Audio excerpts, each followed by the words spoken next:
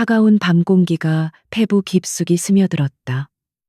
서울의 밤은 결코 잠들지 않았지만 억수같이 쏟아지는 비는 도시의 네온 사인을 흐릿하게 번지게 만들고 있었다.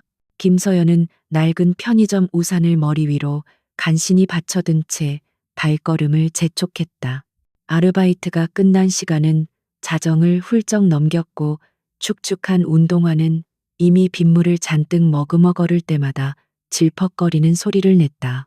그녀의 어깨를 짓누르는 것은 젖은 옷의 무게뿐만이 아니었다.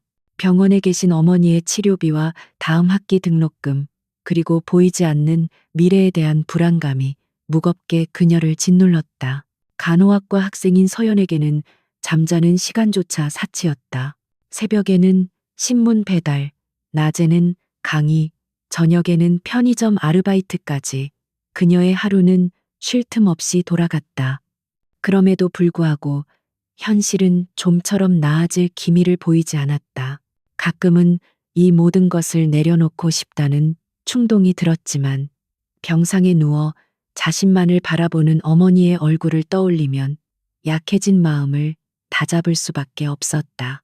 그녀는 이 지긋지긋한 가난의 고리를 끊고 싶었고 그러기 위해서는 공부를 계속해야만 했다. 횡단보도 앞에 섰을 때 거센 빗줄기 속에서 날카로운 타이어 마찰음이 고막을 찢을 듯이 파고들었다. 눈을 돌리자마자 검은색 고급 세단 한 대가 속도를 줄이지 않은 채 할머니 한 분을 그대로 들이받는 끔찍한 광경이 펼쳐졌다. 쿵하는 둔탁한 소리와 함께 할머니의 몸은 종이장처럼 허공으로 솟았다가 아스팔트 바닥으로 무력하게 떨어졌다. 자동차는 아주 잠시 멈칫하는가 싶더니 이내 매정하게 속도를 높여 빗속으로 사라져버렸다. 모든 것이 순식간에 일어난 일이었다. 사고 현장 주변으로 사람들이 순식간에 모여들었다. 하지만 그들은 약속이라도 한 듯 일정한 거리를 유지한 채 수군거리기만 할 뿐이었다. 몇몇은 스마트폰을 꺼내들어 피를 흘리며 쓰러져 있는 할머니를 촬영하기 시작했다. 어쩌다 저런 일이 요즘 세상 무서워서 어디 살겠나 괜히 나섰다가 덤터기 쓰는 거 아니야? 차가운 말들이 빗소리에 섞여 서연의 귓가를 맴돌았다. 그 누구도 쓰러진 노인에게 다가가려는 사람은 없었다. 분노가 치밀어 올랐다. 저들은 눈앞에서 꺼져가는 생명을 보고 있으면서 어떻게 저렇게 냉정할 수 있을까? 서연은 더 이상 망설일 수 없었다. 그녀는 군중을 헤치고 앞으로 나아갔다. 빗물과 피가 뒤섞여 흥건한 아스팔트 바닥에 무릎을 꿇는 것을 주저하지 않았다. 할머니, 정신이 드세요? 제 말 들리세요? 그녀는 할머니의 어깨를 가볍게 흔들며 의식을 확인했다. 할머니는 희미하게 신음소리를 냈지만 초점 없는 눈은 허공을 헤매고 있었다. 머리에서는 피가 계속 흘러나와 빗물에 씻겨 내려가고 있었다. 이대로 두면 과다출혈과 저체온증으로 위험한 상황이었다. 학교에서 배운 응급처치술이 머릿속에서 빠르게 되살아났다. 먼저 기도를 확보해야 했다. 서연은 조심스럽게 할머니의 턱을 들어 올리고 입안에 이물질이 있는지 확인했다. 다행히 기도는 막히지 않았다. 다음은 지혈이었다. 그녀는 망설임 없이 자신의 가방에서 깨끗한 손수건을 꺼내 상처 부위를 힘껏 압박했다. 한 손으로는 지혈을 계속하면서 다른 손으로는 주변 사람들을 향해 소리쳤다. 거기 누구 휴대폰 가진 분. 빨리 119에 신고 좀 해주세요. 교통사고, 환자고, 의식이 희미합니다. 머리에 출혈이 심해요. 그녀의 단호하고 침착한 목소리에 넋을 놓고 구경하던 사람들 중 한 명이 정신을 차린 듯 허둥지둥 휴대폰을 꺼내 들었다. 서연은 다시 환자에게 집중했다. 비가 계속해서 할머니의 체온을 빼앗아 가고 있었다. 그녀는 입고 있던 낡은 카디건을 벗어 할머니의 몸 위를 덮어주었다. 차가운 빗물이 맨살에 닿자 몸이 저절로 떨려왔지만 지금은 그런 것을 신경 쓸 때가 아니었다. 그녀는 계속해서 할머니의 맥박과 호흡을 확인하며 구조대가 도착하기만을 간절히 기다렸다. 시간이 영원처럼 느껴졌다. 1분 1초가 흐를수록 할머니의 숨소리는 점점 더 가빠지고 맥박은 약해지는 것 같았다. 서연의 이마에서는 식은땀이 비처럼 흘러내렸다. 제발, 제발 조금만 더 버텨주세요.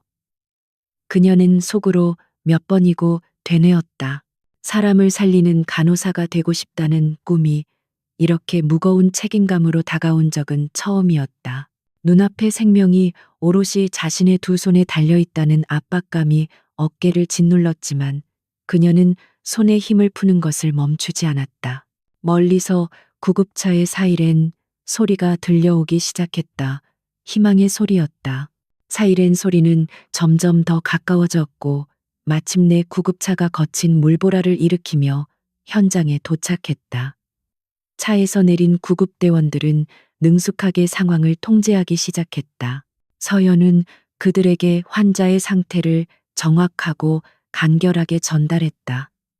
환자분은 70대 여성으로 추정됩니다.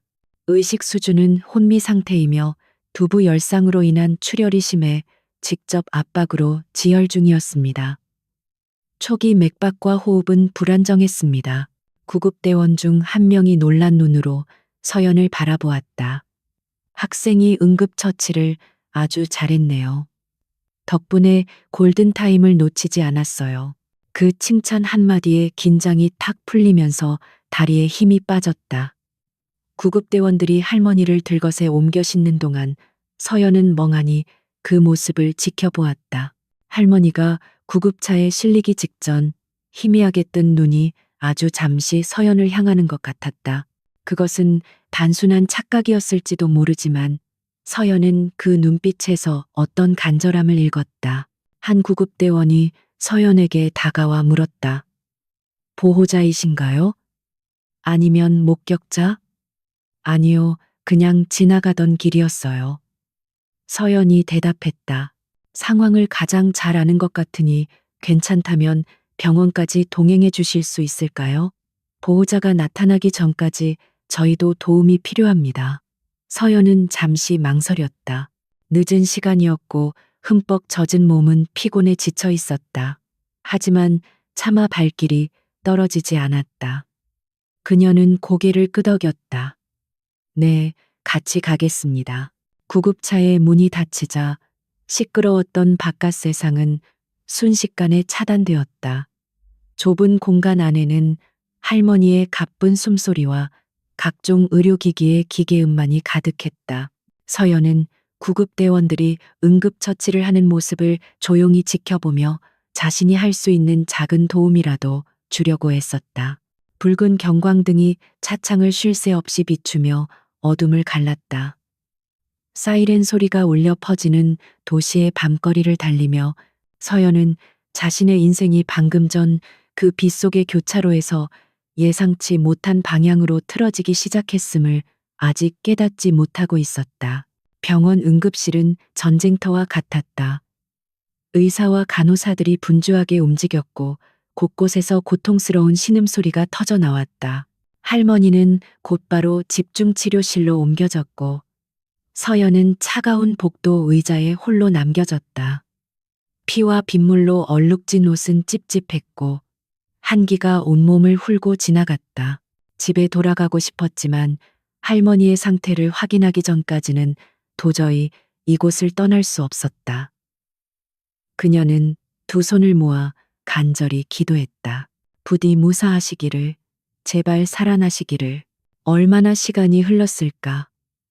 수술실 앞을 지키던 그녀에게 한 중년 남성이 다가왔다. 그는 고급 양복을 말끔하게 차려입고 있었고 자신을 환자의 변호사라고 소개했다. 학생이 저희 회장님을 구해주셨다고 들었습니다.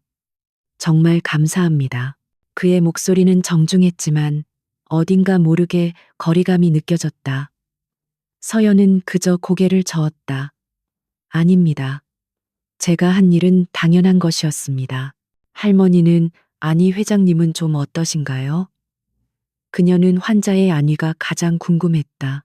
변호사는 서연의 질문에 직접적으로 답하는 대신 두툼한 흰 봉투 하나를 내밀었다. 이건 저희의 작은 성의입니다. 놀라셨을 테니 몸보신이라도 하십시오. 그리고 오늘 일은 되도록이면 외부에 발설하지 말아주셨으면 합니다. 언론에 알려지면 여러모로 복잡해지니까요. 봉투 안에는 꽤 많은 액수의 현금이 들어있는 듯했다. 서연은 순간 모욕감을 느꼈다. 이 사람들은 자신의 선의를 돈으로 사려는 것인가? 그녀의 얼굴이 차갑게 굳었다. 필요 없습니다.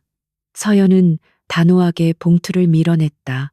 저는 돈을 바라고 한 일이 아닙니다. 환자분이 무사하신지 그것만 알려주세요.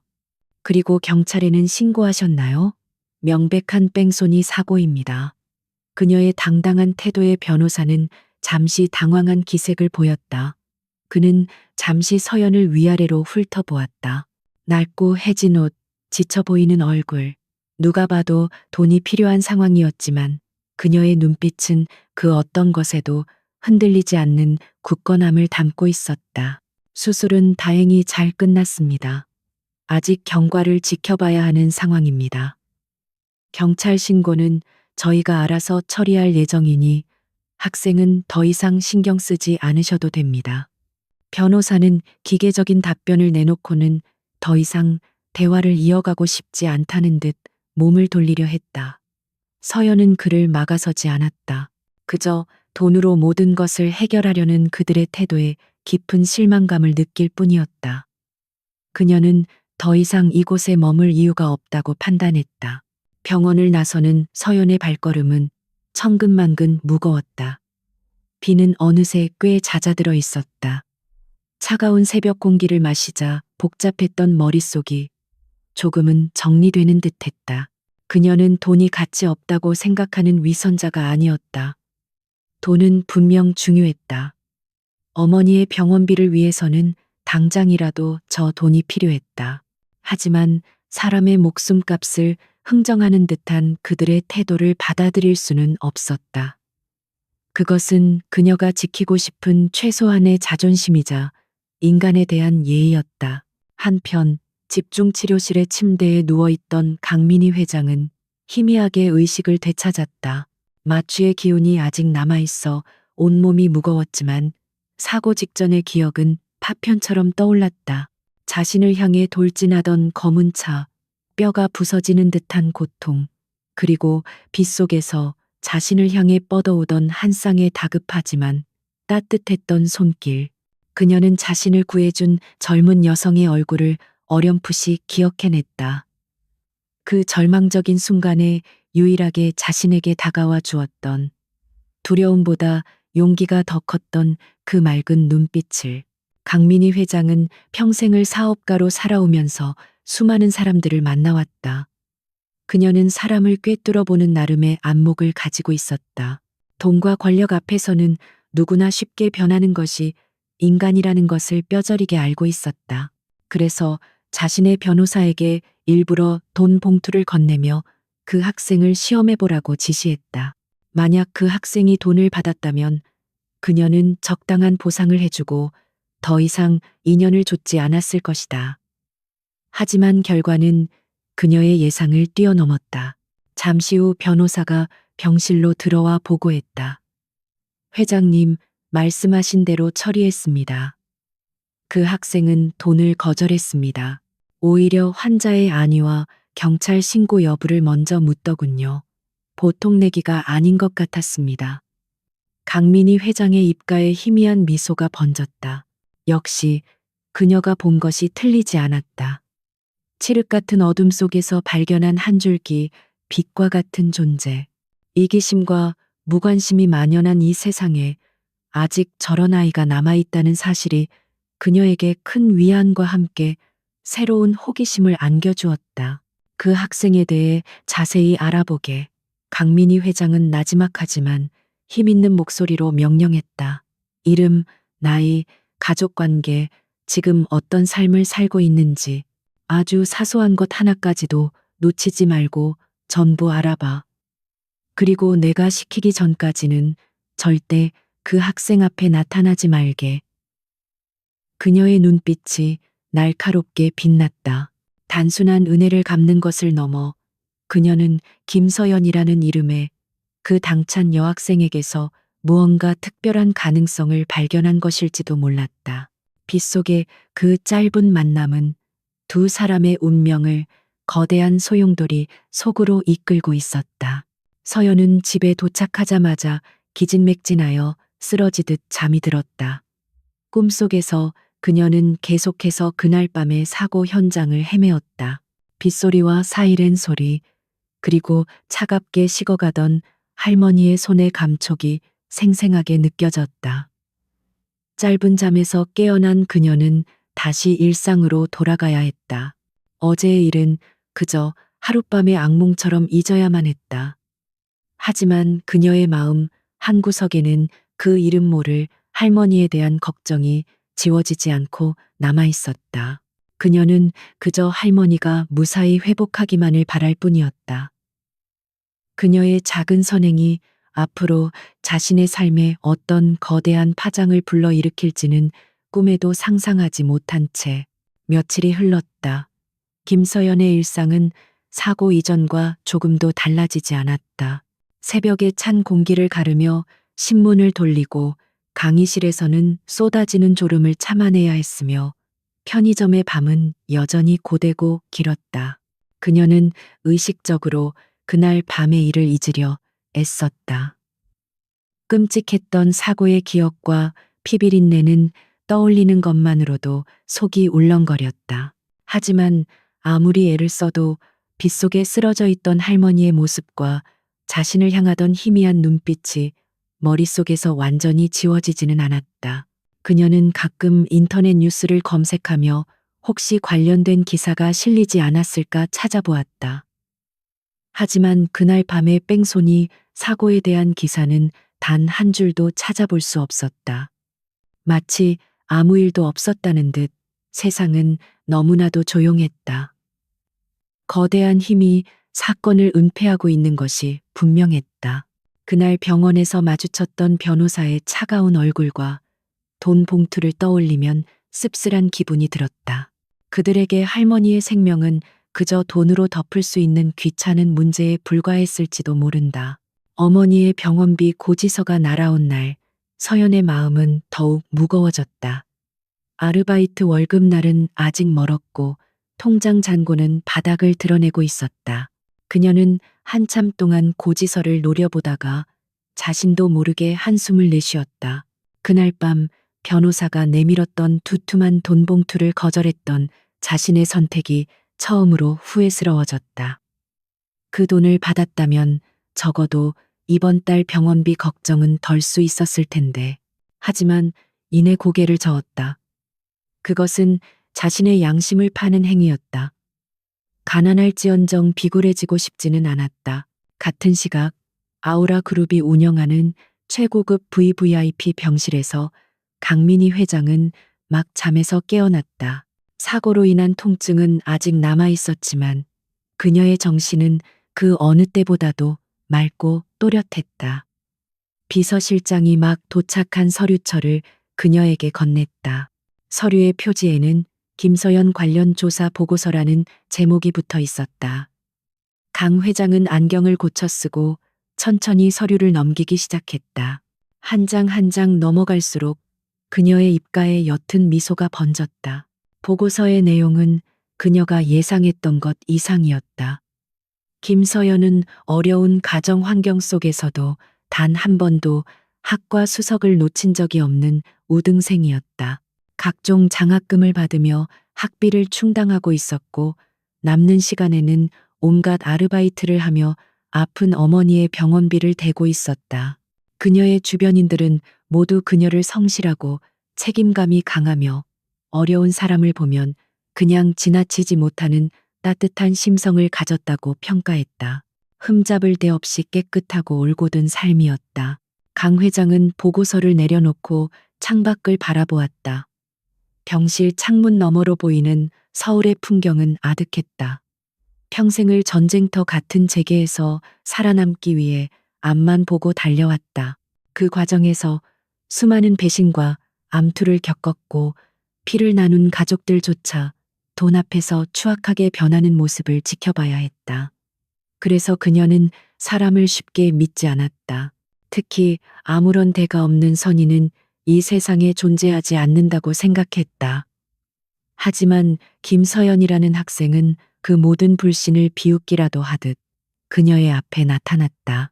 그녀는 비서실장에게 물었다. 조상철 전무는 요즘 어떤가? 최근 신사업 프로젝트를 성공적으로 이끌며 주주들로부터 좋은 평가를 받고 있습니다. 회장님의 빈자리를 잘 메우고 있다는 평입니다. 비서실장의 대답에 강 회장은 의미심장한 표정을 지었다. 조상철은 그녀가 가장 신임했던 부친의 친구 아들이자 아우라 그룹의 유력한 차기 후계자 후보 중 한 명이었다. 능력은 출중했지만 그 이면에는 야망과 탐욕이 도사리고 있음을 그녀는 어렴풋이 짐작하고 있었다. 한편 아우라 그룹 본사 최상층에 위치한 전무실에서 조상철은 불쾌한 표정으로 통화를 하고 있었다. 아직도 그 차를 처리하지 못했단 말인가? 폐차를 하든 강에 빠뜨리든 하라고 했을 텐데. 흔적도 없이 사라지게 만들어. 그의 목소리에는 초조함과 짜증이 가득했다. 사고 이후 며칠이 지났지만 그는 여전히 불안감에서 벗어나지 못하고 있었다. 그날 밤 갑작스러운 연락을 받고 급히 차를 몰다가 저지른 실수는 그의 완벽한 인생 계획의 유일한 오점이었다. 수화기 너머의 부하 직원이 쩔쩔매는 목소리로 변명했다. 요즘 시내 CCTV가 워낙 많아서 추적을 피하기가 쉽지 않습니다. 최대한 빨리 처리하겠습니다. 최대한이 아니라 당장. 그리고 그날 밤 현장에 있던 여자애는 별다른 움직임은 없나? 조상철은 혹시 모를 변수를 확인했다. 네, 그냥 평범한 학생인 것 같습니다. 그 이후로 경찰에 연락하거나 특이한 행동을 보인 것은 없는 것으로 파악됐습니다. 그제야 조상철의 얼굴이 조금 풀렸다. 그는 가난에 찌든 학생 하나가 감히 자신에게 대항하리라고는 상상조차 하지 않았다. 전화를 끊은 그는 고급 가죽 의자에 몸을 깊숙이 묻었다. 늙은 여우 강민희 회장이 병상에 누워있는 지금이 그에게는 절호의 기회였다. 그는 오랫동안 아우라 그룹을 자신의 손에 넣기 위해 치밀하게 계획을 세워왔다. 이번 신사업 프로젝트도 그 계획의 일환이었다. 그는 이사회의 신임을 얻고 점차적으로 강 회장의 사람들을 자신의 편으로 끌어들일 생각이었다. 교통사고는 예상치 못한 돌발 변수였지만 이 정도 위기는 충분히 통제할 수 있다고 자신했다. 그는 책상 위의 가족 사진을 바라보았다. 사진 속에는 그의 아버지와 강민희 회장의 아버지가 나란히 서서 웃고 있었다. 두 사람은 아우라 그룹의 공동 창업자였지만 결국 모든 영광은 강씨 일가에게 돌아갔다. 조상철은 아버지가 평생을 이인자로 살아야 했던 것에 대한 분노와 억울함을 가슴에 품고 살았다. 이제 그가 아버지의 한을 풀어줄 차례였다. 그는 강민희에게서 모든 것을 빼앗아 올 것이라 다짐했다. 그 어떤 방해물도 용납하지 않을 생각이었다. 다시 VVIP 병실. 강민희 회장은 비서에게 또 다른 서류를 가져오게 했다. 그것은 조상철 전무가 추진 중인 신사업 프로젝트에 관한 보고서였다. 그녀는 꼼꼼하게 서류를 검토하기 시작했다. 겉보기에는 완벽한 계획이었지만 오랜 경험에서 비롯된 그녀의 직감은 곳곳에서 위험 신호를 감지하고 있었다. 지나치게 부풀려진 예상 수익, 불투명한 자금 흐름, 그리고 의심스러운 협력업체 목록까지 무언가 잘못되고 있다는 확신이 들었다. 그녀는 조상철의 야망을 모르지 않았다. 오히려 젊은 시절의 자신을 보는 것 같아 어느 정도는 그를 높이 평가하고 있었다. 하지만 그의 야망은 회사를 위한 것이 아니라 오로지 자기 자신만을 향해 있었다. 회사를 위해서라면 그 어떤 불법적인 일도 서슴지 않을 위인이었다. 어쩌면 이번 교통사고 역시 단순한 실수가 아닐지도 모른다는 섬뜩한 생각이 그녀의 뇌리를 스쳤다. 자신의 주변에 독사 같은 적들이 우글거리고 있음을 다시 한번 깨달았다. 강민희 회장은 결심을 굳혔다. 더 이상 이대로 좌시할 수는 없었다. 그녀에게는 믿을 수 있는 사람, 돈과 권력 앞에서도 흔들리지 않을 강직한 심성을 가진 사람이 필요했다. 자신의 눈과 귀가 되어 회사의 내부를 속속들이 들여다보고 부패의 뿌리를 찾아낼 수 있는 사람. 그런 사람을 찾기란 하늘의 별 따기보다 어려웠다. 그런데 바로 지금 그녀의 손에 그런 인재가 될 가능성을 지닌 한 사람의 정보가 들려 있었다. 그녀는 침대 옆에 인터폰을 들어 비서실장을 연결했다. 김 비서, 지금 당장 김서연 학생에게 연락하게. 내가 만나고 싶다고 전해. 아니, 내가 직접 만나러 가야지. 정중하게, 아주 정중하게 내 사무실로 모셔오도록 하게. 단, 내가 아우라그룹의 회장이라는 사실은 아직 밝히지 말게. 그냥 사고 피해자의 가족으로서 감사 인사를 하고 싶다고만 전해.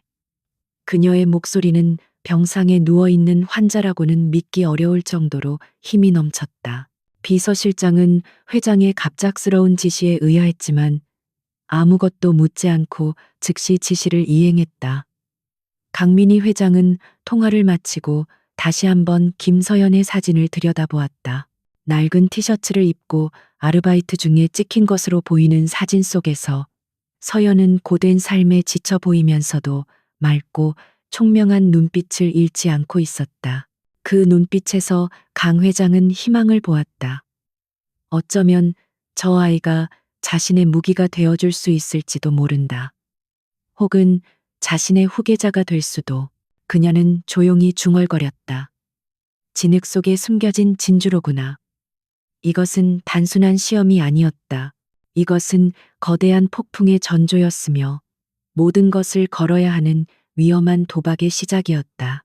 김서연이라는 가난한 간호학과 학생이 그 도박의 중심에 서게 되리라는 것을 아는 사람은 아직 아무도 없었다. 서연 또한 자신에게 곧 닥쳐올 운명의 거대한 파도를 전혀 예감하지 못한 채 편의점 창고에서 유통기한이 지난 폐기 도시락으로 고단한 저녁을 때우고 있었다. 며칠 후 서연은 모르는 번호로 걸려온 전화를 받았다. 수화기 너머에서는 정중하고 차분한 남성의 목소리가 흘러나왔다. 그는 자신을 며칠 전 사고를 당했던 할머니의 비서라고 소개하며 할머니의 가족이 정식으로 감사 인사를 전하고 싶어 한다고 말했다. 서연은 또다시 돈 이야기를 꺼낼까 싶어 정중히 거절하려 했다. 하지만 그는 끈질겼다. 할머니께서 학생을 꼭 직접 뵙고 싶어 하신다며 잠시만이라도 시간을 내어달라고 간곡히 부탁했다. 그의 진심 어린 태도와 할머니의 안부가 궁금했던 마음에 서연은 결국 제안을 수락했다. 약속 장소는 뜻밖에도 서울의 중심부에 위치한 거대한 빌딩 앞이었다.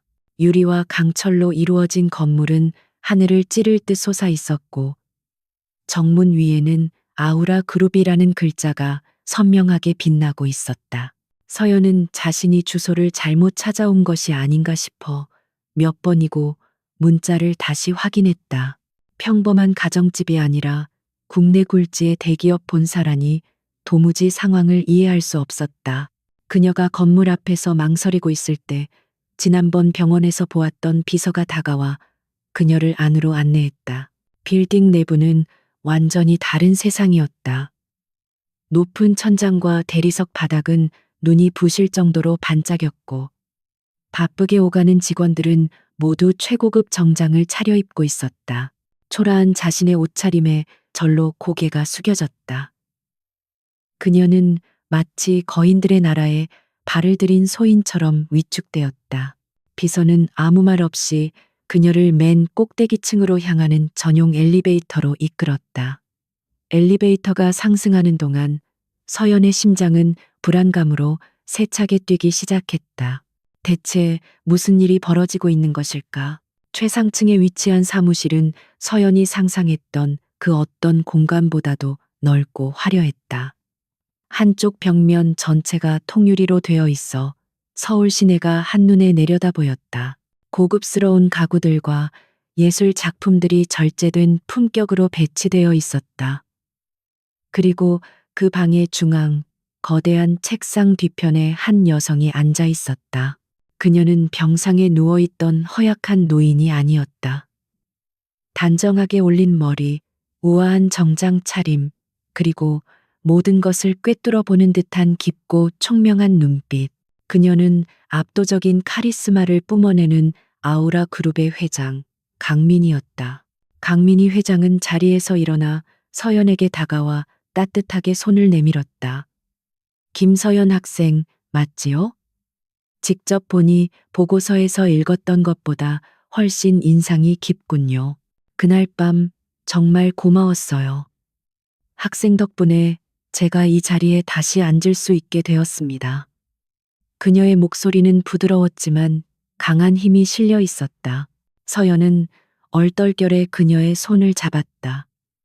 그제야 자신이 구해낸 사람이 대한민국 경제를 움직이는 거물이라는 사실을 깨닫고 충격에 휩싸였다. 서연은 당황해서 말을 더듬었다. 회장님이셨군요. 저는 전혀 몰랐습니다. 몸은 괜찮으신 건가요? 아직 완쾌하려면 멀었지만 일상생활에는 지장이 없을 정도랍니다. 강 회장은 서연을 소파로 이끌어 앉게 한 뒤 직접 차를 따라 주었다. 내가 학생을 이곳으로 부른 것은 단순히 감사 인사를 하기 위함만은 아니에요. 물론 내 목숨을 구해준 것에 대한 보상은 반드시 할 겁니다. 하지만 그보다 더 중요한 제안을 하고 싶어서 불렀어요. 강 회장은 잠시 말을 멈추고 서연의 눈을 똑바로 쳐다보았다. 나는 지금 내가 세운 이 거대한 성 안에서 아무도 믿지 못하는 외로운 왕이랍니다. 내 주변에는 내 자리를 노리는 탐욕스러운 늑대들 뿐이지요. 그들은 회사를 위해서가 아니라 오직 자신들의 배를 채우기 위해 일하고 있어요. 나는 그 부패의 고리를 끊어내고 싶지만 내 눈과 귀가 되어줄 믿을 만한 사람이 없습니다. 그녀의 목소리에는 깊은 고뇌와 씁쓸함이 묻어 있었다. 김서연 학생, 나는 학생의 모든 것을 알아보았습니다. 어려운 환경 속에서도 좌절하지 않는 강인함, 불의를 보고 지나치지 못하는 정의감, 그리고 돈 앞에서도 흔들리지 않는 그 올곧은 성품. 지금 나에게는 바로 그런 사람이 필요해요. 강 회장은 마침내 본론을 꺼냈다. 우리 아우라 그룹에 입사해 주었으면 합니다. 내 직속 비서실 소속으로 나의 눈과 귀가 되어 회사 내부에서 벌어지는 일들을 나에게 직접 보고해 주는 겁니다. 이것은 단순한 보상이 아니라 위험하고 어려운 임무가 될 겁니다. 서연은 자신의 귀를 의심했다. 간호사를 꿈꾸던 평범한 학생인 자신에게 대기업 회장의 비밀 요원이 되어달라는 제안이라니. 너무나도 비현실적인 이야기에 말문이 막혔다. 회장님, 잘못 보셨습니다. 저는 그런 엄청난 일을 할 수 있는 사람이 아닙니다. 저는 경영에 대해서는 아는 것이 아무것도 없는 그저 평범한 학생일 뿐입니다. 그녀는 손을 내저으며 거절의 뜻을 밝혔다. 이 위험한 세계에 발을 들였다가 어떤 일을 당할지 알 수 없었다. 하지만 강 회장은 포기하지 않았다. 경영 지식은 내가 가르쳐 주면 됩니다. 내가 필요한 것은 지식이 아니라 신뢰예요. 나는 학생의 눈빛에서 진실을 보았어요. 그리고 학생에게도 이 제안이 필요할 겁니다. 그녀는 서연의 가장 아픈 곳을 정확히 짚었다. 학생의 어머니, 우리 그룹 병원으로 모시도록 하겠습니다.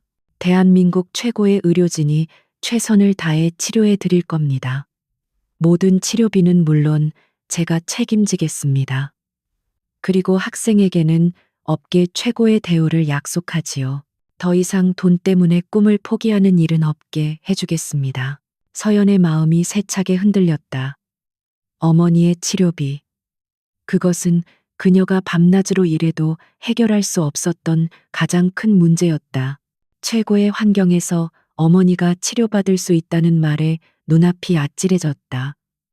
하지만 동시에 이것은 자신의 영혼을 파는 계약일지도 모른다는 두려움이 엄습했다. 그녀가 침묵하자 강 회장은 마지막 카드를 꺼내 들었다. 나를 친 뺑소니범은 아직 잡히지 않았어요. 경찰은 수사에 진척이 없다고 하지만 나는 그 배후에 우리 회사 내부 인물이 있다는 것을 짐작하고 있습니다. 이대로 진실을 묻어버려도 괜찮겠어요? 그 한마디가 서연의 마음에 불을 지폈다. 빗속에서 피를 흘리며 쓰러져 있던 할머니의 모습, 그리고 아무 일 없었다는 듯 진실을 덮으려는 거대한 힘, 그녀의 안에서 잠자고 있던 정의감이 꿈틀거리기 시작했다. 이것은 단순히 돈을 버는 문제가 아니었다. 불의에 맞서 싸우는 일이었다. 한 사람의 인생을 망가뜨리고도 뻔뻔하게 살아가는 범인을 자신의 손으로 밝혀내고 싶다는 강렬한 충동이 일었다. 그녀는 오랫동안 고민하지 않았다. 서연은 자리에서 일어나 강민희 회장을 향해 깊이 고개를 숙였다. 부족한 저에게 기회를 주셔서 감사합니다. 회장님의 제안을 받아들이겠습니다. 최선을 다해 회장님을 돕겠습니다. 그녀의 목소리는 작았지만 그 어떤 말보다도 단단했다. 강 회장의 얼굴에 마침내 만족스러운 미소가 떠올랐다. 그녀는 자신의 선택이 틀리지 않았음을 확신했다. 이 젊고 용감한 학생이 자신의 가장 날카로운 창이 되어줄 것이라고. 잘 생각했어요. 아주 현명한 선택이야. 강 회장은 서랍에서 서류 한 장을 꺼내 서연에게 건넸다. 그것은 정식 채용 계약서와 비밀유지 서약서였다. 내일부터 당장 출근하도록 하세요. 자리는 전략기획팀의 신입사원으로 마련해 두었습니다. 그곳이 회사 전체의 정보를 가장 쉽게 접할 수 있는 부서니까요. 그리고 명심해요. 회사에서는 그 누구에게도 나와의 관계를 드러내서는 안 됩니다. 학생은 그저 운 좋게 특채로 입사한 평범한 신입사원일 뿐이에요. 강 회장의 눈빛이 다시 날카로워졌다. 앞으로 수많은 위험과 유혹이 닥쳐올 겁니다. 하지만 절대로 자신을 잃지 마세요. 학생이 가진 가장 큰 무기는 바로 그 올곧은 마음이니까. 늙은 거장의 지혜와 젊은 시녀의 용기가 마주하는 순간이었다. 서연은 계약서에 망설임 없이 자신의 이름을 적어 넣었다. 창밖으로 펼쳐진 거대한 도시를 내려다보며 그녀는 이제 다시는 예전의 삶으로 돌아갈 수 없음을 직감했다. 거대한 운명의 수레바퀴가 마침내 움직이기 시작했다. 김서연의 첫 출근 날, 아우라 그룹의 로비는 그 어느 때보다 분주해 보였다. 그녀는 며칠 동안 모은 아르바이트비를 털어 산 가장 단정하고 저렴한 정장을 입고 있었다. 하지만 명품으로 온몸을 휘감은 다른 직원들 사이에서 그녀의 옷차림은 어쩔 수 없이 촌스러워 보였다. 주변에서 흘긋거리는 시선들이 느껴졌지만 서연은 애써 아무렇지 않은 척 허리를 꼿꼿이 세우고 인사팀의 안내를 따라 전략기획팀 사무실로 향했다. 그녀의 새로운 전쟁터는 바로 그곳이었다. 전략기획팀은 회사의 두뇌 역할을 하는 핵심 부서였다. 사무실에 들어서자마 날카로운 긴장감이 피부로 느껴졌다. 팀장은 서연을 팀원들에게 간단히 소개했다. 오늘부터 우리 팀에서 일하게 된 김서연 씨입니다. 회장님의 특별 지시로 채용된 인재이니 다들 잘 도와주시기 바랍니다. 회장님의 특별 지시라는 말에 팀원들의 눈빛이 미묘하게 변했다. 그들의 시선에는 환영보다는 호기심과 경계심, 그리고 약간의 질투가 섞여 있었다. 서연에게 주어진 첫 업무는 복사 심부름과 커피 타기, 그리고 회의록 정리 같은 잡무들이었다. 팀장은 그녀의 경력이 전무하다는 이유를 댔지만 실제로는 그녀를 시험하고 길을 꺾으려는 의도가 다분해 보였다. 팀원들은 그녀를 투명 인간 취급하거나 들으라는 듯이 역시 낙하산은 다르네. 얼굴이 예쁘니 회장님 눈에 띈 모양이지라며 수군거렸다. 노골적인 무시와 편견 속에서 서연은 철저히 이방인이었다. 하지만 서연은 조금도 좌절하거나 불평하지 않았다. 그녀는 묵묵히 자신의 일을 완벽하게 해냈다. 가장 맛있는 비율로 커피를 탔고 오타 하나 없이 회의록을 정리했으며 누구보다 먼저 출근해서 사무실을 정돈했다. 그리고 남는 시간에는 창고에 쌓여 있는 지난 몇 년간의 사업 보고서와 시장 분석 자료들을 닥치는 대로 읽어 내려갔다. 그녀는 이것이 강민희 회장이 내린 첫 번째 시험이라는 것을 알고 있었다. 이 차가운 세계에서 살아남기 위해서는 실력으로 자신을 증명하는 수밖에 없었다. 한편 조상철 전무는 자신의 사무실에서 인사팀장이 건넨 보고서를 읽고 있었다. 보고서에는 전략기획팀에 배치된 신입사원 김서연에 대한 정보가 담겨 있었다. 회장님, 특별 채용이라는 문구가 그의 눈에 들어왔다. 그는 며칠 전 부하에게서 들었던 사고 현장에서 회장을 도왔다는 여학생의 존재를 떠올렸다. 설마 그 학생이란 말인가? 그는 흥미롭다는 듯 입꼬리를 올렸다. 늙은 여우가 변덕을 부려 길가의 조약돌 하나를 궁궐로 들인 격이었다. 그는 김서연이라는 존재를 심각한 위협으로 여기지 않았다. 그저 동정심 많은 늙은이가 베푸는 일시적인 자선, 혹은 자신을 견제하기 위한 어설픈 장난 정도로 생각했다. 배경도 경력도 없는 어린 학생 하나가 감히 자신에게 어떤 위협이 될 수 있겠는가. 하지만 그는 매사에 신중한 성격이었다. 만약의 경우를 대비해서 손을 써둘 필요는 있었다. 그는 즉시 전략기획팀의 박 팀장에게 전화를 걸었다. 박 팀장은 조상철이 심어놓은 충실한 신복 중 한 명이었다. 박 팀장, 새로 들어온 신입사원 말이야. 어떤 아이인 것 같나? 조상철이 넌지시 묻자 박 팀장은 기다렸다는 듯이 대답했다. 별거 아닙니다. 전무님. 세상 물정 모르는 순진한 학생일 뿐입니다. 지금은 잡문화 시키면서 길들이고 있습니다. 너무 티나게 괴롭히지는 말게.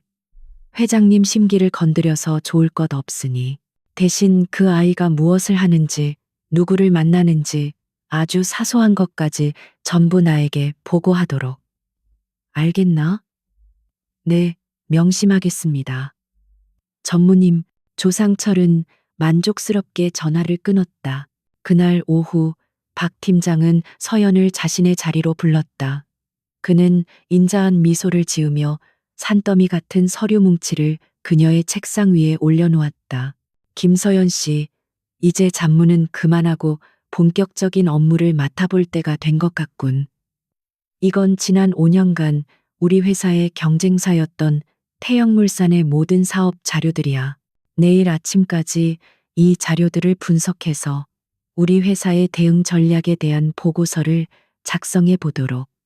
그것은 명백히 불가능한 짓이었다. 베테랑 직원도 며칠은 좋게 걸릴 방대한 양의 자료였다. 사무실의 모든 시선이 서연에게 쏠렸다. 그녀를 곤경에 빠뜨리려는 박 팀장의 의도를 모르는 사람은 아무도 없었다. 모두가 그녀가 울상을 짓거나 불가능하다고 항의할 것이라 예상했다. 하지만 서연은 그저 묵묵히 서류를 받아들었다. 네, 알겠습니다. 최선을 다해보겠습니다. 그녀의 담담한 대답에 오히려 박 팀장이 당황한 기색을 보였다. 그녀의 눈빛은 조금도 흔들리지 않고 오히려 기묘한 투지로 불타오르고 있었다. 그날 밤 사무실의 모든 직원이 퇴근한 후에도 서연은 홀로 자리를 지켰다. 거대한 서류 더미에 둘러싸인 그녀의 모습은 마치 성을 지키는 외로운 병사 같았다. 그녀는 지치지도 않는 듯 엄청난 집중력으로 자료들을 읽고 분석하고 정리하기 시작했다. 간호학을 공부하며 익힌 방대한 의학 지식을 암기하는 능력과 복잡한 정보를 체계적으로 정리하는 훈련이 빛을 발하는 순간이었다. 그녀에게 이것은 괴롭힘이 아니라 기회였다. 자정이 넘은 시간, 사무실에 남아있던 한 남자 직원이 그녀에게 다가왔다. 그는 평소 서연에게 유일하게 친절하게 대해주던 사람이었다. 서연 씨, 아직도 퇴근 안 했어요? 그거 내일까지 절대로 못 끝낼 텐데. 내가 좀 도와줄까요? 그는 걱정스러운 얼굴로 물었다. 서연은 그의 친절에 잠시 경계심을 풀 뻔했지만 강민희 회장의 경고를 떠올렸다. 이곳에서는 아무도 믿어서는 안 된다. 괜찮습니다. 이 대리님. 신경 써주셔서 감사하지만 저 혼자 할 수 있어요. 이 대리라고 불린 남자는 더 이상 권하지 않고 어깨를 으쓱하며 사무실을 나섰다. 그가 사라지자마자 그는 주차장에서 누군가에게 전화를 걸었다. 전무님, 접니다. 예, 아직 사무실에 남아 미련하게 자료만 보고 있습니다. 특별한 동향은 없습니다. 정말 저런 애가 무슨 일을 할 수 있을지 의문입니다. 그는 바로 조상철이 서연을 감시하기 위해 붙여놓은 또 다른 눈이었다. 조상철의 거미줄은 이미 회사 곳곳에 촘촘하게 쳐져 있었다. 서연은 아무것도 모른 채 보고서 작성에만 몰두했다. 그녀는 단순히 자료를 요약하는 것을 넘어 각 데이터들 사이에 숨겨진 연관성을 찾아내고 누구도 생각하지 못했던 새로운 관점에서 문제를 분석하기 시작했다. 밤이 깊어갈수록 그녀의 눈은 더욱 초롱초롱하게 빛났다. 이것은 그녀의 첫 번째 전투였다. 그리고 그녀는 이 전투에서 반드시 승리해야만 했다. 그녀의 손끝에서 아우라 그룹의 운명을 바꿀 작은 나비의 날갯짓이 시작되고 있었다. 다음 날 아침, 밤을 새운 흔적이 역력한 얼굴의 서연이 마감 시한 직전에 보고서를 제출했을 때 박 팀장을 포함한 모든 팀원들은 비웃음을 감추지 않았다. 하룻밤 만에 그 방대한 자료를 정리했을 리 만무했다. 분명 엉터리 내용으로 몇 장 채워 넣었을 것이라 생각했다. 박 팀장은 일부러 큰 소리로 그녀를 망신 줄 생각으로 보고서의 첫 장을 넘겼다. 하지만 페이지를 넘길수록 그의 표정은 놀라움으로 인해 경악으로 변해갔다. 보고서는 단순히 자료를 요약한 수준이 아니었다. 태형물산의 강점과 약점을 정확히 꿰뚫고 있었으며 데이터에 근거한 날카로운 통찰력으로 향후 시장 변화를 예측하고 있었다. 심지어 아우라 그룹이 취해야 할 단기 및 장기 대응 전략까지 구체적인 실행 계획과 함께 제시되어 있었다. 이것은 신입사원은커녕 10년차 경력의 베테랑도 쓰기 힘든 수준의 완벽한 보고서였다. 사무실에는 무거운 침묵이 흘렀고 서연을 무시하던 팀원들의 시선이 달라지기 시작했다. 박 팀장은 자신의 얼굴이 화끈거리는 것을 느꼈다. 그는 조상철 전무에게 이 사실을 보고해야 할지 잠시 고민했지만 자신의 무능함을 드러내는 꼴이 될까봐 입을 다물었다. 대신 그는 마지못해 서연에게 새로운 업무를 지시했다. 더 이상 복사 심부름 같은 잡무를 시킬 명분이 사라졌기 때문이었다. 서연은 비로소 회사의 내부 데이터베이스에 접근할 수 있는 정식 연구 과제를 부여받았다. 그녀의 조용한 반격이 성공한 순간이었다. 서연은 새로운 프로젝트를 수행하는 척하며 자신의 진짜 목적인 뺑소니, 사고의 단서를 찾기 시작했다. 그녀는 전략기획팀의 권한을 이용해 재무, 인사, 그리고 차량관리 부서의 과거 기록들을 열람했다. 겉으로는 프로젝트에 필요한 자료를 수집하는 것처럼 보였지만 그녀의 눈은 오직 사고가 일어났던 그날 밤의 기록에만 고정되어 있었다. 수만 개의 데이터 속에서 바늘 하나를 찾는 것처럼 막막한 작업이었지만 그녀는 포기하지 않았다. 며칠간의 밤샘 작업 끝에 그녀는 마침내 아주 작은 불일치를 발견했다. 차량관리 부서의 운행일지에서였다. 사고 당일 조상철 전무가 사용하는 최고급 세단 한 대가 정비 문제로 운행이 중지되었고 하루 종일 사내 주차장에 있었다고 기록되어 있었다. 하지만 같은 날의 주차장 출입 기록과 CCTV 데이터를 교차 분석하자 이상한 점이 발견되었다. 그 차는 공식적인 출차 기록 없이 한밤중에 10분가량 사라졌다가 다시 주차장으로 돌아왔다.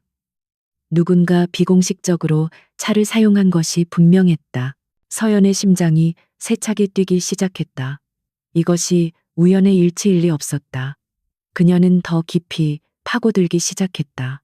그 차량의 주행거리 기록계를 확인하자 정비 전후로 수십 킬로미터의 차이가 발생한 것을 발견했다. 정비팀의 보고서에는 단순한 내부 점검만 했다고 되어 있었기에 그 정도의 주행거리가 늘어날 이유가 없었다. 마치 누군가가 의도적으로 기록을 조작하고 사실을 은폐하려는 듯한 흔적이 역력했다. 범인은 바로 이 차의 소유주 혹은 그 차를 사용할 수 있는 위치에 있는 사람과 관련이 있었다. 그녀의 이런 움직임은 조상철의 스파이인 이 대리의 눈을 피할 수 없었다. 이 대리는 서연이 과거 차량 운행 일지에 비정상적으로 집착하는 것을 보고 즉시 조상철에게 보고했다. 전무님, 김서연 씨가 계속해서 과거 차량 기록을 뒤지고 있습니다. 특히 특정 날짜의 기록에 집중하는 것 같습니다. 처음 이 보고를 받았을 때 조상철은 대수롭지 않게 여겼다. 하지만 특정 날짜가 바로 자신이 사고를 냈던 그날 밤이라는 것을 깨닫자 그의 얼굴이 차갑게 굳어졌다. 조상철은 그제야 자신이 김서연이라는 여자를 너무 얕잡아 봤다는 사실을 깨달았다. 그녀는 그저 운 좋은 낙하산이 아니었다. 명확한 목적을 가지고 자신에게 접근하고 있는 위험한 존재였다. 그는 사고 현장에서 자신을 똑바로 쳐다보던 그녀의 당돌한 눈빛을 떠올렸다. 그 눈빛은 단순한 동정심이나 호기심이 아니었다. 진실을 파헤치려는 집요함과 정의감이 담겨 있었다. 그는 등골이 서늘해지는 것을 느꼈다. 만약 그녀가 무언가를 발견한다면 자신의 모든 계획이 수포로 돌아갈 수도 있었다. 그의 머릿속이 복잡하게 돌아가기 시작했다. 당장이라도 그녀를 해고하거나 다른 부서로 보내버릴 수도 있었다. 하지만 그랬다가는 오히려 강민희 회장의 의심을 살 것이 분명했다. 섣불리 움직였다가는 긁어부스럼을 만드는 격이 될 수 있었다. 그는 일단 상황을 더 지켜보기로 결정했다. 대신 그는 이 대리에게 서연에 대한 감시를 더욱 강화하라고 지시했다. 그녀의 컴퓨터 사용 기록, 통화 내역, 사적인 만남까지 모든 것을 감시하라고 명령했다. 그날 이후로 서연은 사무실에서 보이지 않는 압박감을 느끼기 시작했다. 동료들의 태도는 더욱 차가워졌고 이 대리는 사사건건 그녀의 업무에 간섭하며 행동을 제약하려 했다. 자신이 감시당하고 있다는 것을 직감한 서연은 더욱 조심스럽게 움직여야만 했다. 그녀는 낮에는 평범한 신입사원처럼 행동하며 프로젝트에 몰두했고 진짜 조사는 모두가 퇴근한 깊은 밤에만 은밀하게 진행했다. 그녀와 조상철 사이에 보이지 않는 전쟁이 본격적으로 시작된 것이다. 어느 늦은 밤, 서연은 마지막 퍼즐 조각을 맞추기 위해 서버 관리실에 몰래 잠입했다. 사고 당일 주차장 CCTV 원본 파일이 그곳에 저장되어 있다는 정보를 입수했기 때문이었다. 공식적으로는 삭제되었다고 보고되었지만 백업 데이터가 남아있을 가능성이 있었다. 심장이 터질 것처럼 뛰는 것을 애써 진정시키며 그녀는 능숙하게 보안 시스템을 우회하여 자신의 노트북에 데이터를 복사하기 시작했다. 거대한 데이터가 이동하는 동안 시간은 영원처럼 더디게 흘러갔다. 복사가 거의 끝나갈 무렵 복도 저편에서 무언가 소리가 들려왔다. 서연은 깜짝 놀라 심장이 멎는 것 같았다. 복도를 순찰하는 경비원의 발소리였다. 그녀는 재빨리 모든 프로그램을 종료하고 노트북을 덮었다. 발소리는 점점 더 가까워져 서버실 문 앞에서 멈췄다. 서연은 숨을 죽인 채 책상 밑으로 몸을 숨겼다. 찰칵 하고 문이 열리는 소리가 들렸다. 그녀의 은밀한 조사가 발각될 절체절명의 위기의 순간이었다. 서늘한 금속성 공기와 함께 서버실 문이 열렸다. 책상 밑에 숨어 있는 서연의 등줄기로 식은땀이 흘러내렸다. 제발, 제발, 들키지 않게 해주세요. 그녀는 눈을 질끈 감고 숨을 참았다. 다행히 문을 연 것은 순찰을 돌던 경비원이었다. 그는 실내를 대충 한번 휙 둘러보고는 A씨, 여긴 왜 이렇게 춥담? 하고 투덜거리며 다시 문을 닫고 멀어져 갔다. 발소리가 완전히 사라진 후에야 서연은 참았던 숨을 몰아쉬며 자리에서 일어났다. 그녀의 손에 들린 외장하드에는 이제 무엇과도 바꿀 수 없는 진실의 조각이 담겨 있었다. 자신의 좁은 자취방으로 돌아온 서연은 곧바로 노트북에 외장하드를 연결했다. 예상대로 CCTV 원본 영상은 심하게 손상되어 있었다. 하지만 그녀는 포기하지 않고 밤새 복구 프로그램을 돌렸다. 간호학 공부를 하며 익힌 끈기와 인내가 다시 한번 빛을 발했다. 몇 시간의 사투 끝에 마침내 영상의 일부를 복원하는데 성공했다. 화질은 끔찍할 정도로 낮았지만 사고 시각에 검은색 고급 세단이 주차장을 빠져나가는 모습이 흐릿하게 포착되었다. 운전자의 얼굴은 식별이 불가능했지만 찰나의 순간에 차량 번호판의 일부가 빛에 반사되어 보였다. 결정적인 증거였다. 한편 서연의 움직임이 심상치 않음을 감지한 조상철은 더 이상 그녀를 그대로 둘 수 없다고 판단했다. 그는 박 팀장을 불러들여 새로운 계략을 꾸몄다.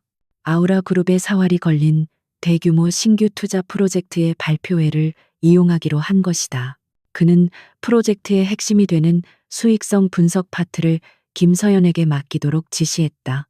하지만 그녀에게는 교묘하게 조작된 장밋빛 전망으로 가득 찬 가짜 데이터를 제공하라고 명령했다. 그의 계획은 완벽했다. 박 팀장은 의기양양하게 서연에게 업무를 지시했다.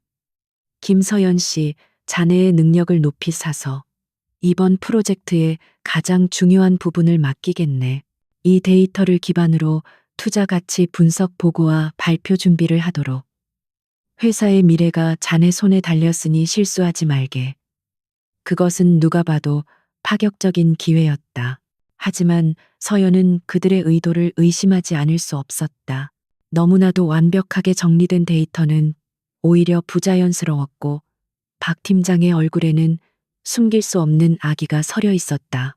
그녀는 덫에 걸린 사냥감처럼 순순히 미끼를 무는 척했다.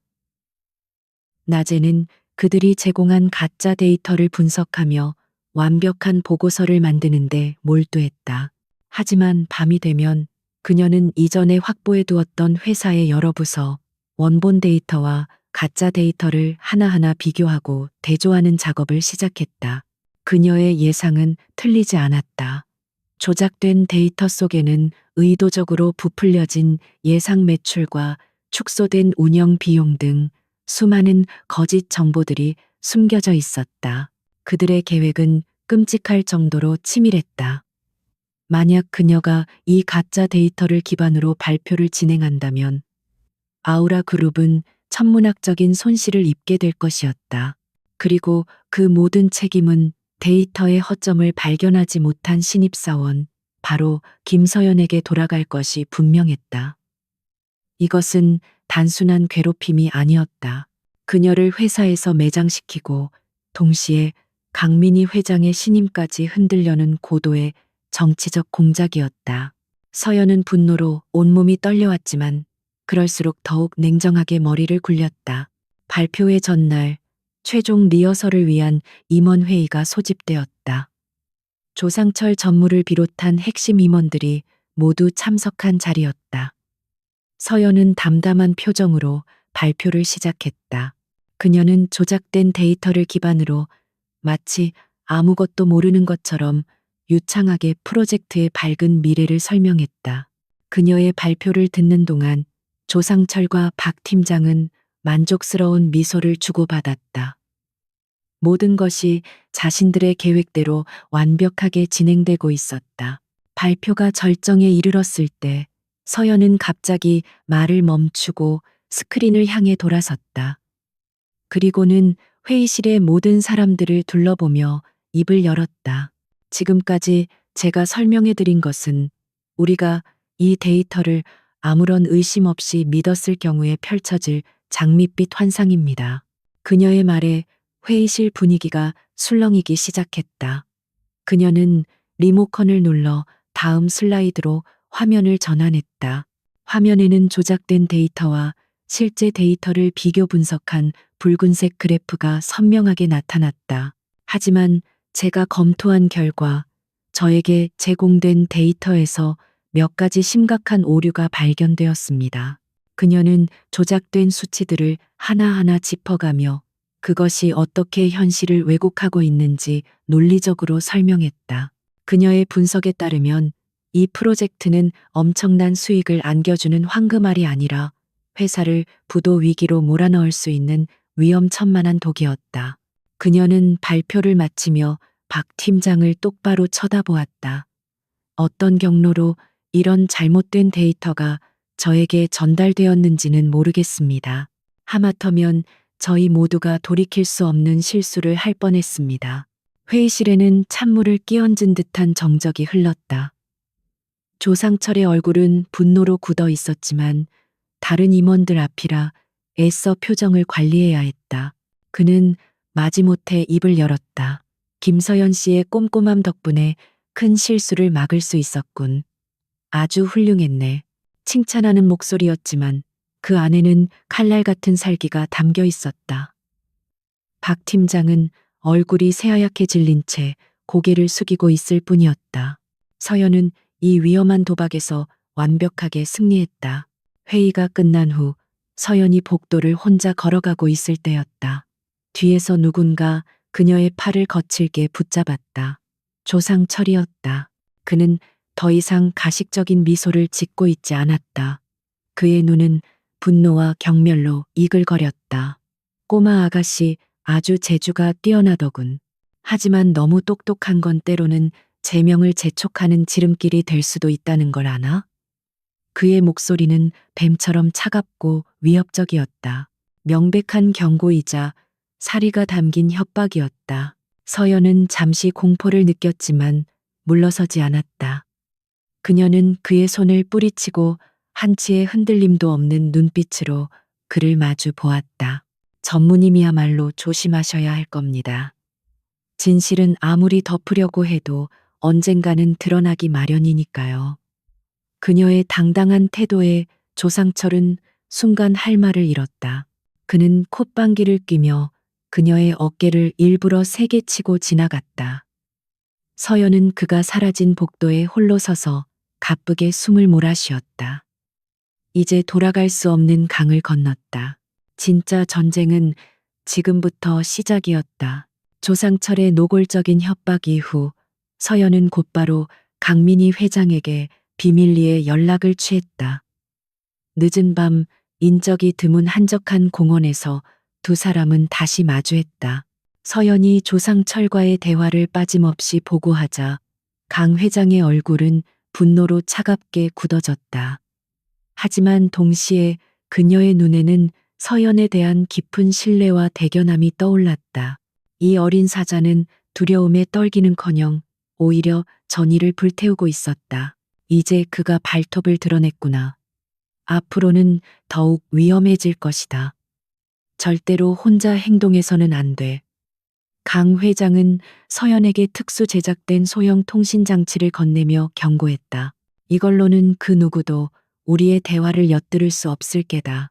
아주 사소한 일이라도 즉시 나에게 보고하도록. 이제부터는 체스판의 졸이 아니라 여왕을 지키는 기사가 되어야 하니까. 그녀의 말은 서연에게 무거운 책임감과 함께 강한 용기를 불어넣어 주었다.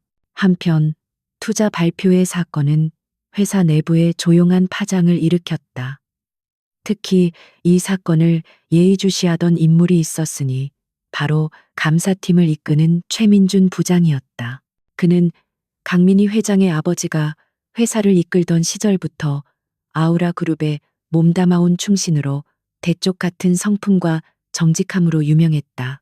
그는 오래전부터 조상철의 야심과 비정상적인 자금 흐름을 의심해왔지만 결정적인 증거를 잡지 못해 속만 태우고 있었다. 최 부장은 이번 사건에서 김서연이라는 신입사원의 비범함을 간파했다. 조상철과 박 팀장이 공들여 파놓은 함정을 신입사원 혼자의 힘으로 빠져나왔다는 것은 상식적으로 불가능했다. 그는 서연의 배후에 강민희 회장이 있음을 직감했다. 마침내 반격의 때가 왔다고 판단한 그는 수소문 끝에 서연에게 아주 은밀하게 연락을 취했다. 그는 회사 근처의 낡은 찻집에서 만나자는 메시지를 남겼다. 약속 장소에 도착한 서연은 긴장감을 감출 수 없었다. 찻집 안에는 최민준 부장이 홀로 앉아 그녀를 기다리고 있었다. 그는 서연을 위아래로 훑어보며 날카롭게 질문을 던졌다. 김서연 씨, 이번 투자 보고서 건은 정말 혼자서 발견한 겁니까? 아니면 누군가의 도움이 있었던 겁니까? 그는 서연을 시험하고 있었다. 그의 눈빛은 그녀의 진심을 꿰뚫어 보려는 듯 집요했다. 서연은 잠시 망설였지만 이내 그의 눈에서 진정성을 읽었다. 이 사람은 적이 아니었다. 그녀는 강 회장과의 관계를 밝히는 대신 자신의 소신을 담담하게 이야기했다. 저는 그저 제가 맡은 일에 최선을 다했을 뿐입니다. 회사의 막대한 손실을 초래할 수 있는 오류를 발견하고도 못 본 척할 수는 없었습니다.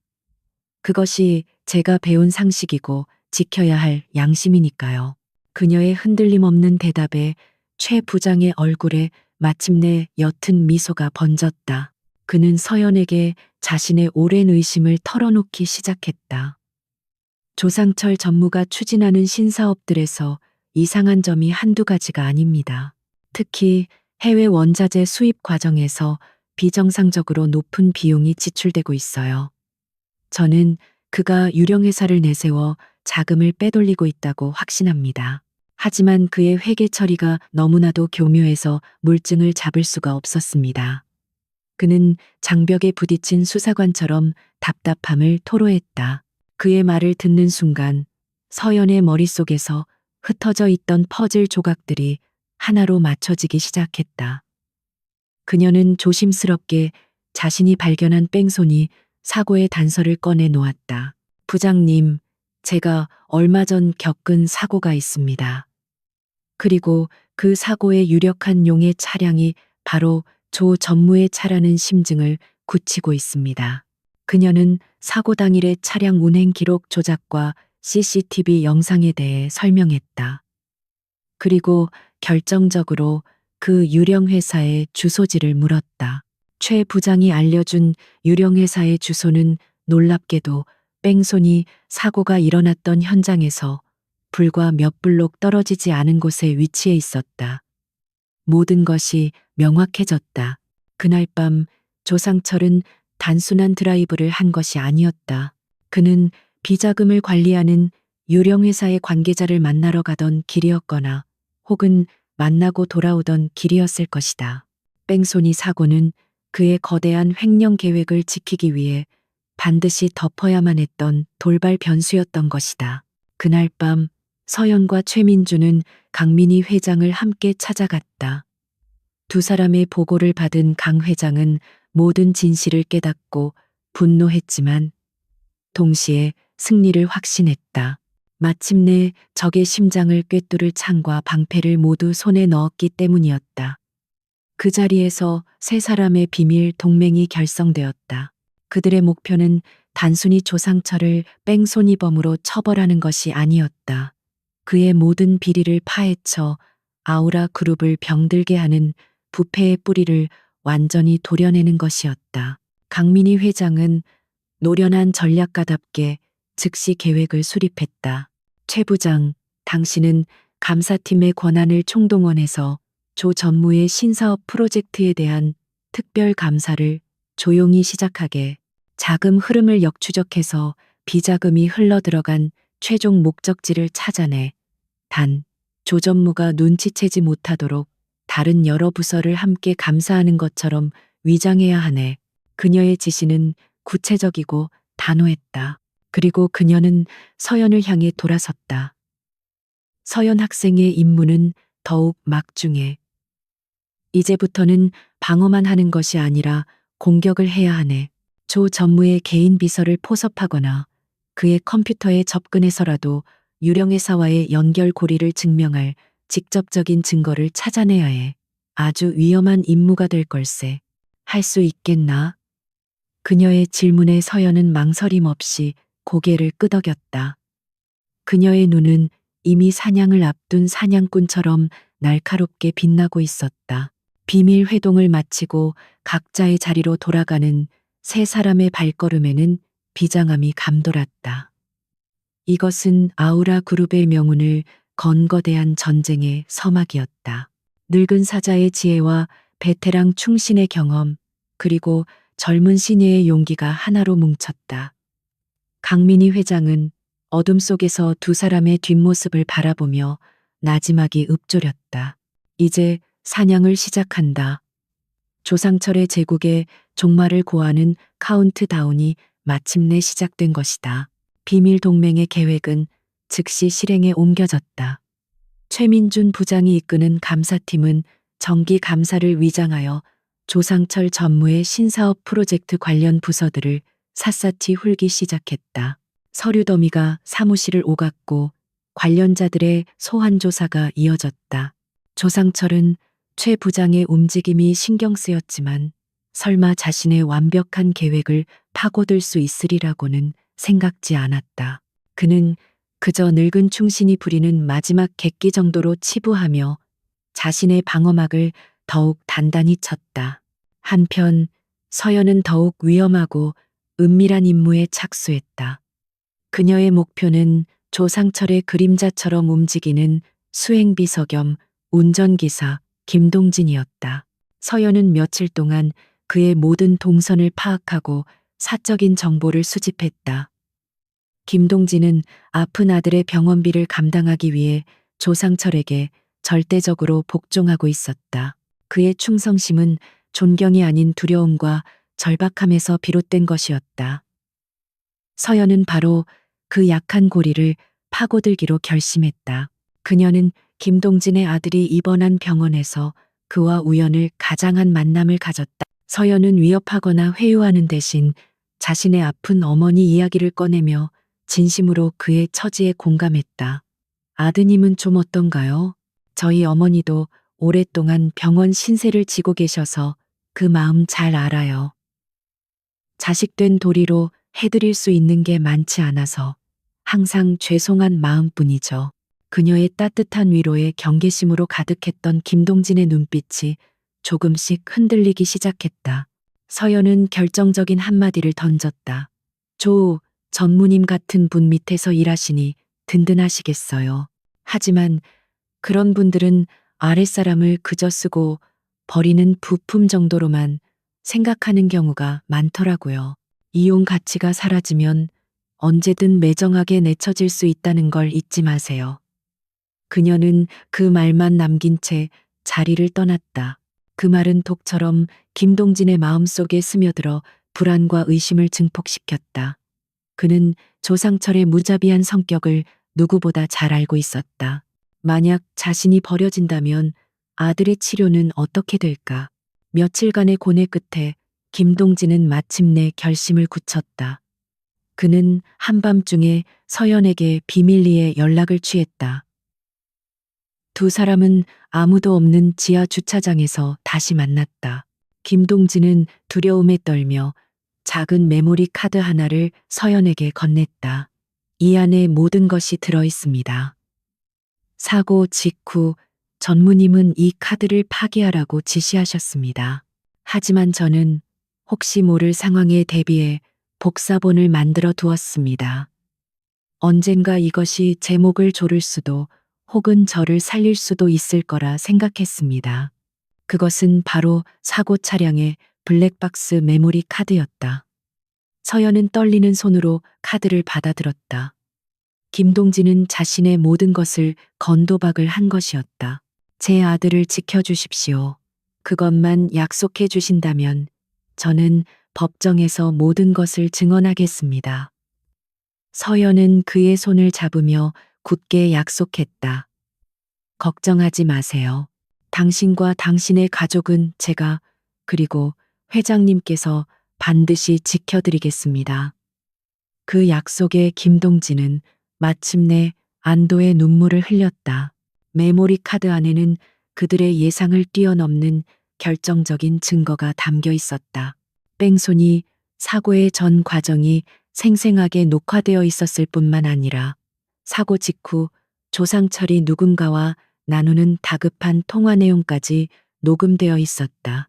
젠장, 사람을 쳤어. 뒤처리는 알아서 해. 차량 기록, CCTV 전부 다 지워버려. 그것은 그가 범인이라는 사실을 스스로 자백하는 빼도 박도 못할 증거였다. 진실의 여신은 마침내 서연의 편에 손을 들어주었다. 모든 증거를 확보한 비밀 동맹은 강민희 회장의 집무실에 다시 모였다. 최민준 부장 역시 감사 과정에서 조상철의 횡령 자금이 흘러들어간 해외 계좌를 특정하는데 성공했다. 이제 모든 준비는 끝났다. 그들은 조상철을 법의 심판대에 세울 완벽한 창과 방패를 모두 갖추었다. 이제 남은 것은 그를 어떻게 무너뜨릴 것인가 하는 문제였다.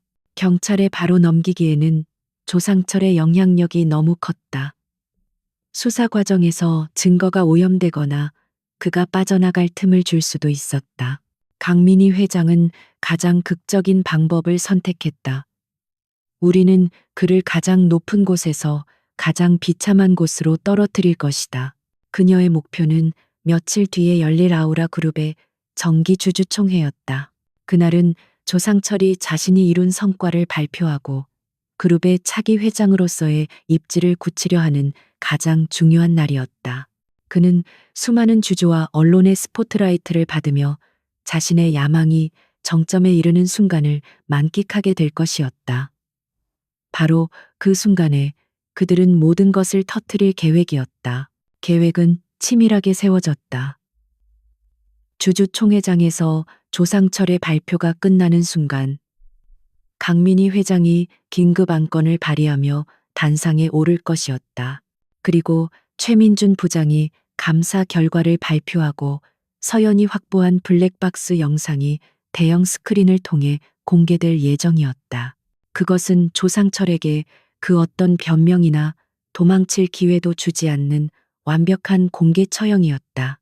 그는 자신이 쌓아 올린 무대에 가장 높은 곳에서 스스로의 죄를 마주하게 될 운명이었다. 주주총회 전날 밤 세 사람은 마지막으로 모여 모든 준비 상황을 점검했다. 영상 파일은 여러 개의 복사본으로 나뉘어 안전하게 보관되었고 감사 보고서의 모든 수치는 재차 확인되었다. 방 안에는 폭풍전야와 같은 짙은 긴장감이 감돌았다. 서연은 창밖의 도시 야경을 바라보았다. 몇 달 전 비에 젖은 채 이 도시를 헤매던 가난한 학생이었던 그녀는 이제 거대한 악과 맞서 싸우는 전사가 되어 있었다. 그녀의 인생은 송두리째 바뀌어 있었다. 강민희 회장이 서연의 어깨에 손을 얹었다. 그녀의 눈에는 서연에 대한 무한한 신뢰가 담겨 있었다. 두려운가? 아니요, 두렵지 않습니다. 오히려 기다려집니다. 서연은 흔들림 없는 눈빛으로 대답했다. 강 회장은 만족스럽게 고개를 끄덕였다. 그녀는 최민준과 서연을 차례로 둘러보며 나지막이 말했다. 내일 이 길고 지루했던 싸움이 모두 끝날 것이다. 아우라 그룹의 새로운 아침이 밝아올 게야. 정의를 집행하기 위한 마지막 밤이 그렇게 깊어가고 있었다. 아우라 그룹의 정기 주주총회가 열리는 날, 호텔 연회장은 이른 아침부터 수많은 주주들과 기자들로 북적였다. 공기 중에는 미묘한 긴장감과 기대감이 뒤섞여 있었다. 오늘의 주인공은 단연 조상철 전무였다. 그는 완벽하게 재단된 최고급 양복을 입고 자신감 넘치는 미소로 사람들과 인사를 나누었다. 지난 몇 달간 강민희 회장의 공백을 성공적으로 메우며 자신의 입지를 완벽하게 굳힌 그는 오늘 이 자리에서 사실상의 차기 회장으로 추대될 것이라 확신하고 있었다. 서영과 최민준 부장, 그리고 오랜만에 공식 석상의 모습을 드러낸 강민희 회장은 눈에 띄지 않는 구석 자리에 조용히 앉아 있었다. 강 회장은 여전히 창백해 보였지만 그 눈빛만은 예리한 칼날처럼 살아 있었다. 세 사람은 아무 말도 나누지 않았지만 서로의 눈빛 속에서 같은 목표를 향한 굳은 결의를 읽을 수 있었다. 폭풍이 몰아치기 직전의 고요함, 바로 지금의 분위기였다. 마침내 주주총회가 시작되고 의장의 소개와 함께 조상철이 단상 위로 올랐다. 그는 좌중을 압도하는 카리스마로 연설을 시작했다. 그는 과거의 낡은 경영 방식을 비판하며 자신이 이끌어갈 아우라 그룹의 혁신적인 미래 비전을 제시했다. 그가 발표하는 화려한 실적과 장밋빛 청사진의 주주들은 감탄과 환호를 보냈다. 연설의 모든 내용은 그가 저지른 횡령과 비리를 감추기 위한 거대한 거짓말이었지만 그의 뻔뻔한 연기에는 그 어떤 흔들림도 없었다. 연설이 끝나고 우레와 같은 박수 소리가 연회장을 가득 메웠다.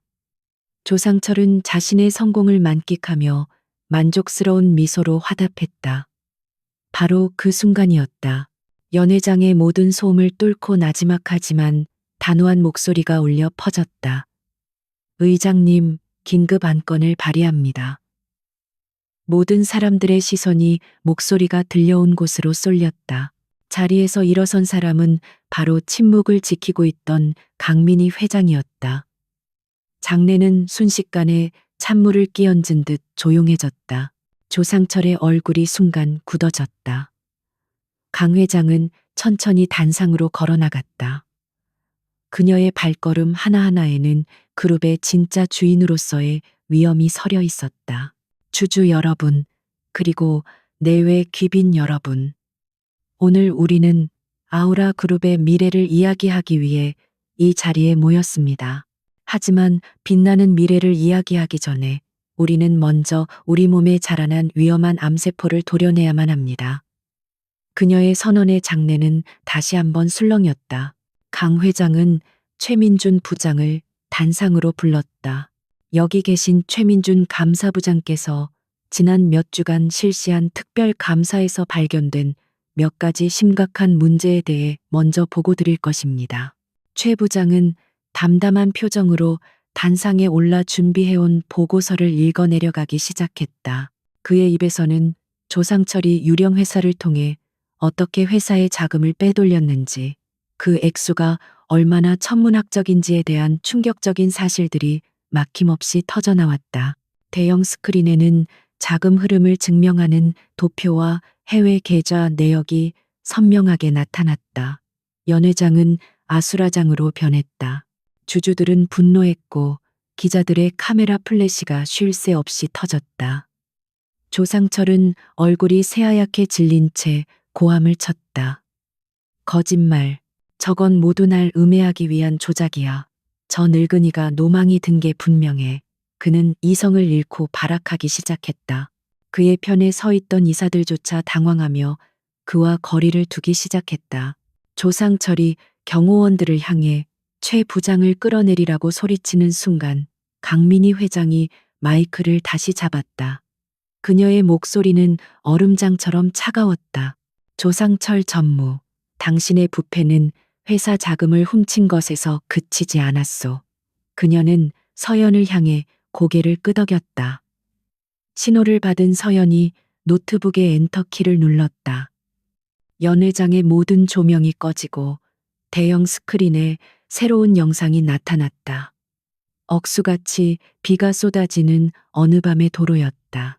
스크린 속에서 검은색 세단 한 대가 무서운 속도로 달려와 길을 건너던 노인을 그대로 들이받았다.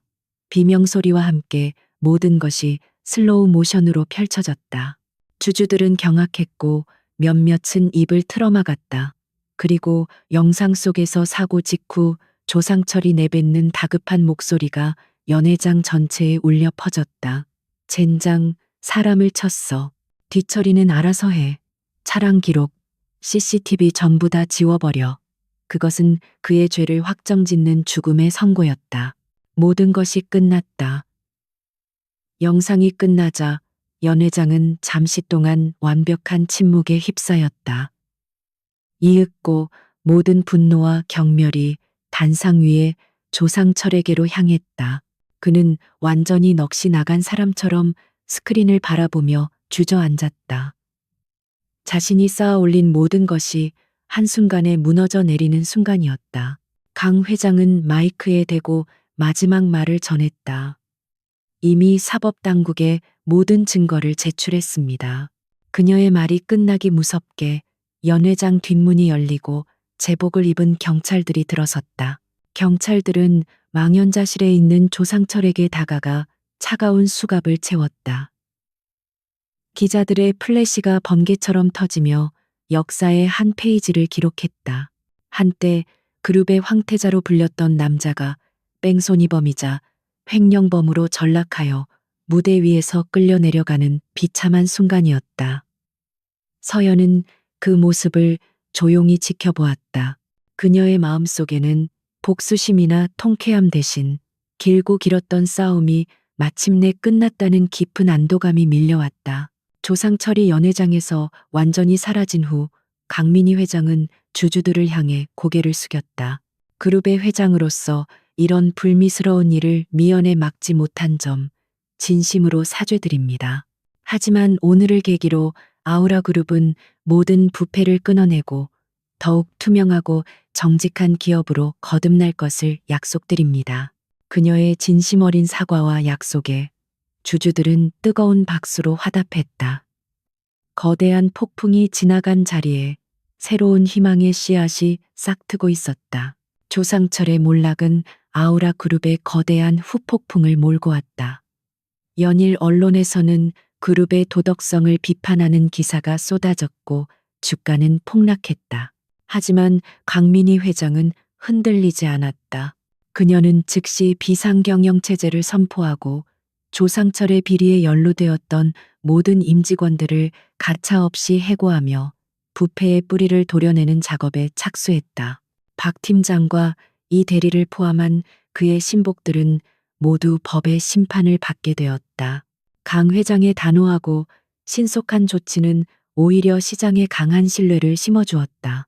위기를 기회로 삼아 골마 터진 환부를 깨끗이 도려내는 그녀의 리더십에 주주들과 대중은 박수를 보냈다.